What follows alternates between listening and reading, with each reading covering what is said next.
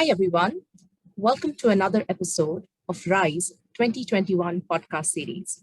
My name is 𝗓𝗏𝗂𝗏𝗪𝗏, and our guest for this podcast today is Manish Desai from Macquarie Group. Manish is currently a divisional director with Macquarie. He heads technology and the corporate operations group in India. Manish is also the office head for Gurugram. Manish is very passionate about building a diverse workforce and a culture that is purpose-driven. Today, we will hear from him about psychological safety in support of the LGBTQ community. So let us head straight into conversation with Manish Desai. Hi, Manish, and welcome to this podcast. Before we go ahead and ask you a few questions, would you please briefly introduce yourself for our listeners? Hi, 𝗓𝗏𝗪𝗏, and thank you for having me on this podcast. Although my role is much broader now, I come from a consulting and technology background, having started my career in India 30 years ago. I've spent more than half of those 30 years working in Australia. I've been with Macquarie for over 23 years now. It's been 10 years since I returned to India. So I have worked across 2 continents with some amazing individuals from diverse backgrounds. Thank you, Manish. And based on your personal experience of different cultures, we're curious to know, did you feel there was a difference in what psychological safety meant, especially for the LGBTQ community? My first encounter with the concept of psychological safety, even when the term was not known to me, was many years ago when I went to America for higher studies. The reason I share this personal experience with all of you is because in America, I was amazed at how accepting and comfortable individuals were about their sexual orientation. I attributed it to an open society, the culture, and upbringing, but it was later I realized that the real reason was that people felt psychologically safe to express who they were. A few years later, my wife and I moved to Australia, where we lived for many years, and again found the same level of acceptance and respect for individuals, no matter who they were. As you would have guessed by now, this was due to a psychologically safe environment, both at the workplace and outside in Australia. I was also fortunate to know colleagues and friends who were gay or lesbian, and with whom we enjoyed wonderful friendships and conversations. I returned to India a few years ago. Whilst we acknowledge that our society and our workplaces have taken important steps in recent years, we are still on a journey to provide a truly safe environment for the LGBTQ community in India. That's true, Manish, and thank you for sharing that personal story with us. Now, speaking of organizations, please tell our listeners, what is Macquarie's approach to diversity and inclusion? At Macquarie, we recognize that the diversity of our people and an inclusive culture embracing different perspectives has been one of our greatest assets.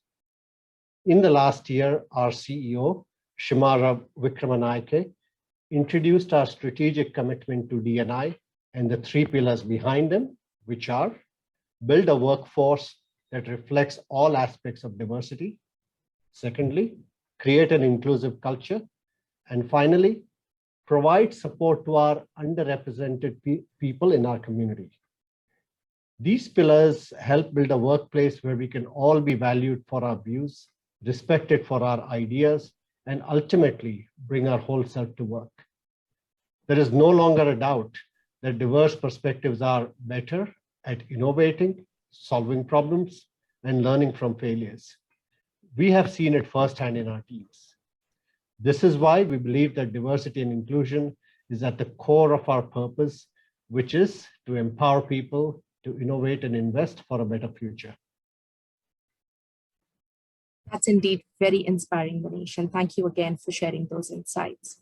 That brings me to my next question, is on how does psychological safety relate to diversity and inclusion? And what should organizations like Macquarie, with a very strategic focus on D&I, be mindful of?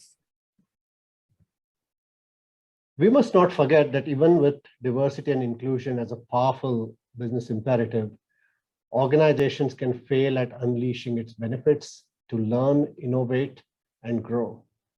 This is where psychological safety goes hand in hand with diversity and inclusion. Amy Edmondson, a professor at Harvard Business School who first identified the concept of psychological safety in 1999, describes it as, and I quote, "a belief that one will not be punished or humiliated for speaking up with ideas, questions, concerns, or mistakes," unquote. Psychological safety is not just about speaking up or being nice to each other by agreeing with one another.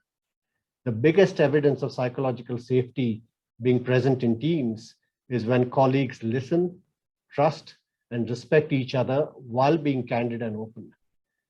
That is what organizations should focus upon. That's beautifully explained, Manish. Thank you so much. But there are so many conversations about what organizations must do to build psychological safety for a diverse workforce. However, we know that creating an environment like this requires contribution at individual level too.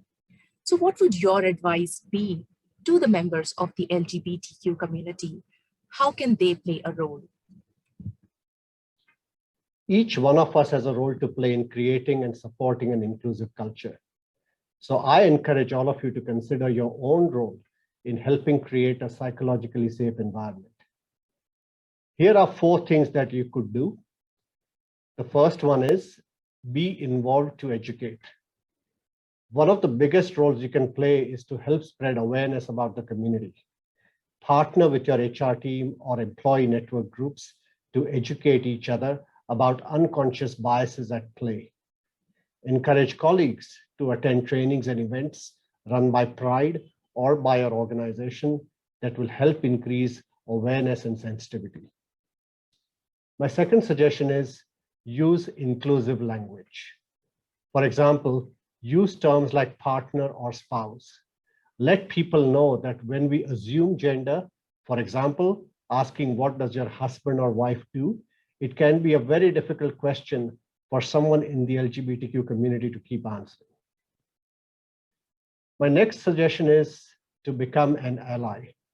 If you are in a passionate role about equality or in a position of leadership or authority, or regardless of who you are, become an ally. Allies play a powerful role. I've heard many examples where individuals found an ally in a colleague, friend, or relative before they came out. Experienced allies can also mentor others who want to be one. Allies can also give feedback or enable a feedback channel. Finally, become a role model. If you are a member of the LGBTQ community, you would undoubtedly bring valuable skills around social intelligence, courage, empathy, resilience, and creativity. Those who come out can also be a source of inspiration and be role models to others. It's natural to feel uncomfortable to be the first one to come out in the team. My suggestion is to find a trusted ally on whom you can lean on, and work with the ally on charting out a path that you feel comfortable. To conclude, I believe that everyone has the responsibility to speak up in support of an inclusive and psychologically safe culture. Let's celebrate diversity and be bold and courageous in ending all forms of discrimination. Very well said, Manish. These are 4 very valuable insights. Thank you once again for coming here, sharing your personal stories and your experience with our listeners. And more importantly, reminding us that all of us have a role to play. We also thank all those listening to this podcast as we look forward to their continued support to Pride events. Thank you once again. Hi, everyone. Welcome to another episode of